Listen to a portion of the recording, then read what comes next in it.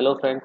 जैसे कि last video में हमने सीखा था मिसलिनियस प्रॉपर्टीज़ कैसे लगाते हैं, जैसे ब्लिंकिंग था हमारे पास और विजिबिलिटी था, तो वो सब कैसे लगाते थे वो चीज़ हमने सीखी। ये हमारे पास यहाँ एक प्रॉपर्टी होती है ऑब्जेक्ट साइज की। तो सेम फॉलो वही स्टेप्स करने हैं, हमें स्लाइडर लेना है, वर्टिकल स्लाइडर, और उसका टैग नेम वही दे देते हैं। और हमने ये ऑब्जेक्ट को डबल क्लिक करके इस पर प्रॉपर्टी लगाने के लिए रेडी कर लिया है। तो ऑब्जेक्ट साइज यानी जो हमारा ऑब्जेक्ट है उसका साइज हम कम या बढ़ा सकते हैं।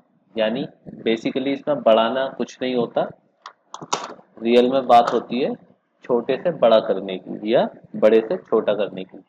जो साइज है वही साइज रहेगा, हम इसमें बढ़ा नहीं सकते, लेकिन हाँ उससे कम कर सकते हैं या उसको इनिशियल पॉइंट से छोटा लेके हम उसको बड़ा दिखा सकते हैं। जैसे सपोज करिए कि दूर एक कार खड़ी है और आप एक पॉइंट पर खड़े हैं, तो आपको वो कार जैसे जैसे वो पास आएगी तो बड़ी होती हुई लगेगी। सेम यही प्रोसेस हम एनिमेशन में लगाते हैं यहाँ पे। तो देखते हैं कैसे लगाते हैं।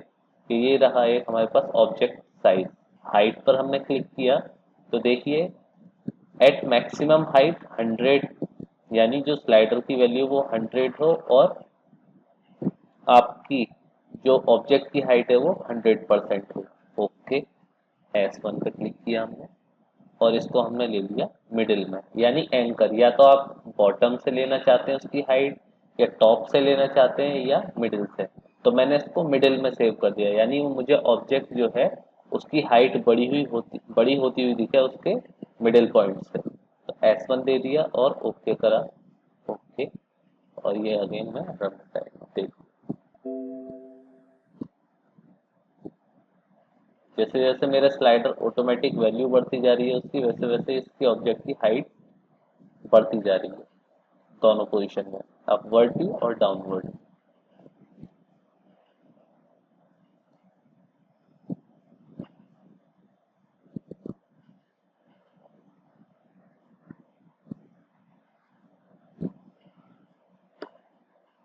देखिए अब ये मैनुअली मैं इसको ऑपरेट करता हूँ।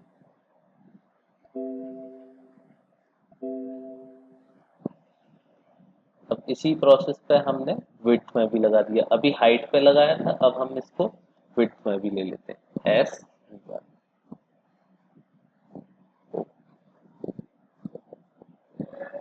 ये रन। देखिए जैसे जैसे ये मैं स्लाइडर की वैल्यू बढ़ाता जा रहा हूँ, वैसे वैसे हम क्या कर रहे हैं ऑब्जेक्ट के अंदर जूम इन करते जा रहे हैं। देखिए अब ऐसा तो है नहीं कि मैं इसको 100 से अबव कर दूं तो ये इसके अंदर और बड़ा हो जाएगा, लेकिन हमें पहले ही उसका साइज डिफाइन कर देना होता है कि वो किस साइज का है। सपोज करिए मैंने यहाँ से इसको वैल्यू डाल दी 500 और इधर से मैंने इसको डाल दिया 500। तो ये अब मेरे पास कितना बड़ा स्क्वायर है। अब देखिए मैं जैसे जैसे इसको इंक्रीज करते जा रहा हूँ वैल्यू को, वैसे वैसे ये जूम इन होता है। ये था हमारा ऑब्जेक्ट साइज। जैसे प्लांट में बॉटलिंग प्लांट में बॉटल रखी होती है, एक कंटेनर में दूसरी तरफ जा रही होती है तो हमें छोटी से बड़ी हुई होती दिखती है। तो इसी तरीके से हम यहाँ एनिमेशन लगाते हैं। अब हम एक इसमें नई चीज़ और सीखते हैं कि विंडो स्क्रिप्टिंग करना, यानी ऑटोमेटिक। हम चाहते हैं कि हमें जो स्लाइडर है हम उसको मैनुअली ऑपरेट ना करके किसी बटन के थ्रू हम पूरा प्रोसेस चलाएं। तो हम यहाँ पर ये कमांड है बटन की, हमने इसको क्लिक करके एक बटन दिया। अब यहाँ पर ये टेक्स्ट लिखा हुआ आता है, या तो हम इस टेक्स्ट को बदल सकते हैं, या तो हम इसको अपने टेक्स्ट को बदल दें या कोई भी नाम दे देते हैं इसको। तो राइट क्लिक करा, सब्स्टिट्यूट में आके सब्स्टिट्यूट स्ट्रिंग में गए और यहाँ पर आ गया टेक्स्ट लिखा हुआ। अब मैं टेक्स्ट की जगह इसको नाम दे देता हूँ बटन। एक तो ये मेथड है नाम चेंज करने का, और एक मेथड है कि आप इस बटन पर क्लिक करें और कंट्रोल एल प्रेस करें। फिर से मैं बता देता हूँ आपको। बटन प्रेस किया एक बार, कंट्रोल प्लस एल, तो यहाँ पे ये बटन लिखा हुआ आ गया। अब मैंने इसका नाम दे दिया मान लीजिए B1, एंटर। यानी ये बटन 1, या इसको अब और नाम दे देते हैं ऑन। अब मैं इस पर डबल क्लिक करूंगा। अब मुझे प्रॉपर्टी लगानी है यहाँ पर ये टच पुश बटन की, और टच पुश बटन में मुझे लगाना है इसमें डिस्क्रीट वैल्यू पर। तो यहाँ पर ये टैग नेम पूछ रहा है क्या रखना है, तो मैंने इसका टैग नेम यहाँ पर B1 रख दिया। वो स्लाइडर 1 रखा और ये मैंने इसका बटन 1 रख दिया, और मैंने टॉगल पर स्विच कर दिया, ओके किया। अब ये मांग रहा है डिफाइन बी नेम, ओके।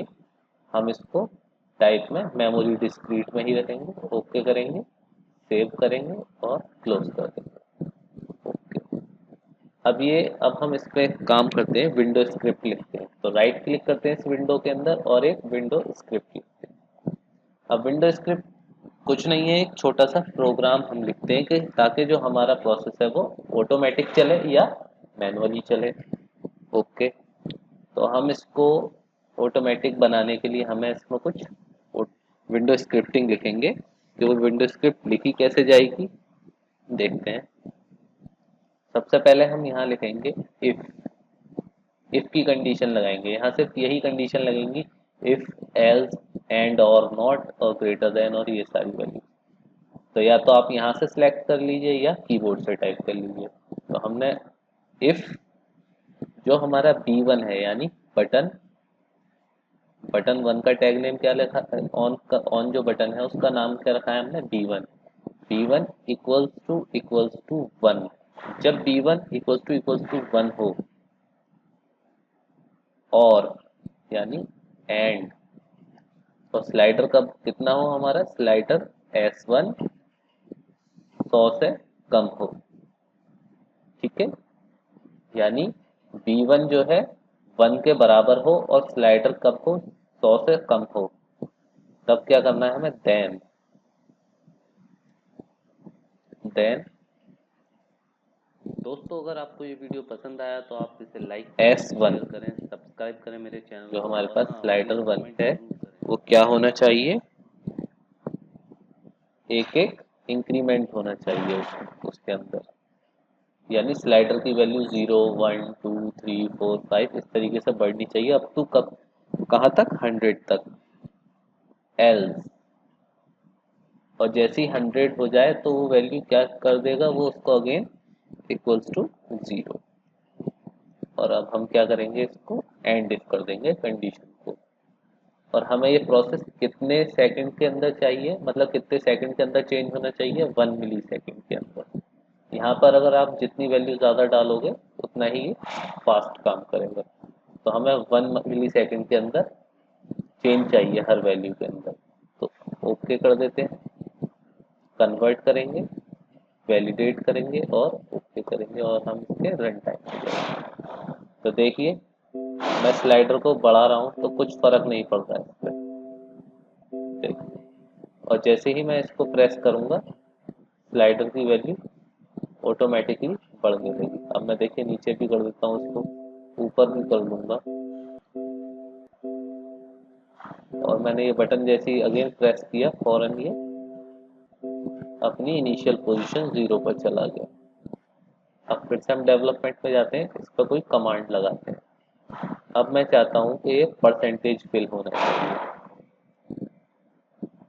यानी 0 पे 0 होना चाहिए और मैक्सिमम फिल 100 पर होना चाहिए, ओके। और अब मैं चाहता हूँ कि कोई भी मेरे स्लाइडर को छेड़े नहीं, तो मैंने स्लाइडर ही डिलीट कर दिया।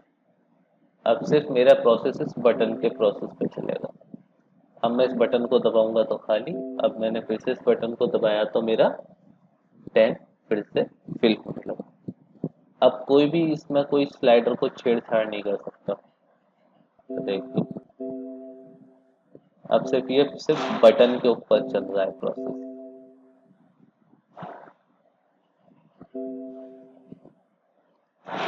तो दोस्तों ये था ऑटोमेटिक विंडो स्क्रिप्टिंग, और बटन से हम टच पुश बटन से कैसे वर्क कराते हैं। नेक्स्ट में हम देखेंगे थोड़ा इसके फीचर्स, इन टच के अंदर फीचर्स कैसे वर्क करते हैं। तो थैंक यू दोस्तों। अगर आपको ये वीडियो पसंद आई है तो प्लीज़ इसको लाइक करें, चैनल को सब्सक्राइब ज़रूर करें। दोस्तों अगर आपको ये वीडियो पसंद आया तो आप इसे लाइक करें, शेयर करें, सब्सक्राइब करें मेरे चैनल को, और हाँ प्लीज़ कमेंट ज़रूर करें।